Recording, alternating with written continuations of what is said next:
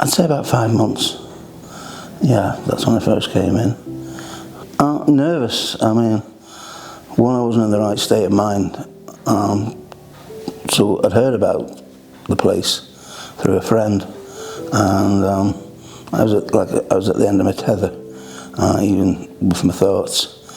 So I came in, and the moment I came in, I was put at ease, and I referred to one of the members of staff, and they actually had the courtesy of a cup of tea, sandwich. They basically took priority on me rather than the service that they were providing. They made sure that I was okay before they proceeded asking me what my problem was, and for that I'm grateful. And then we proceeded to where they asked me what the problem was, and I told them that, you know, I was in debt.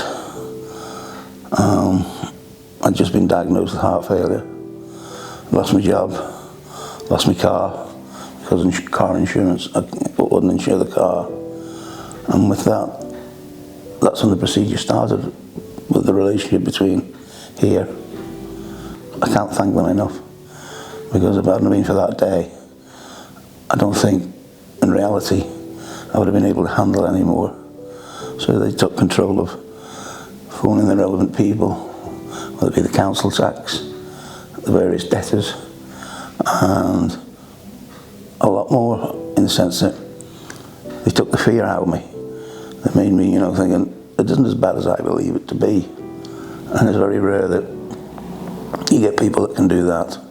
And for that, that's why I respect them so much, because, like, I know I owe them a lot, and I've told them that, you know, when I do get better and everything's working properly, I'll come back and I'll repay that debt through volunteering. Because without places like this, people like me wouldn't have made it.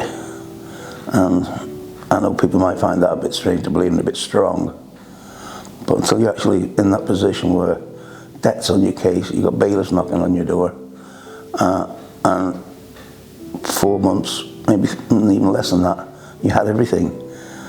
You had a job, you had a car, you had a social life, and all that to be taken away.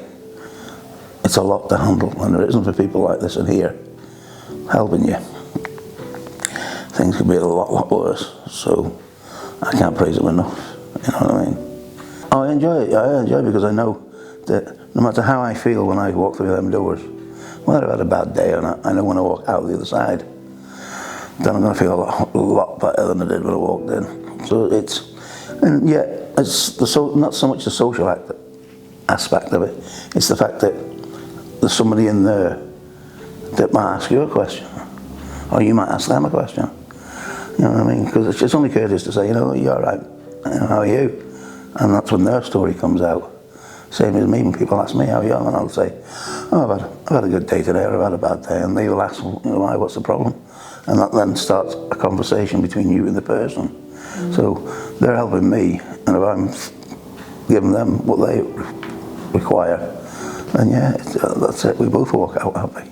And there's one bit of advice I can give to anybody, is take a deep breath and walk through the door. Because if you don't, I'm not going to say you'll regret it, but you're going to miss an opportunity of a lifetime. And if anything comes out of this, and anybody listening to me now, just walk through the door.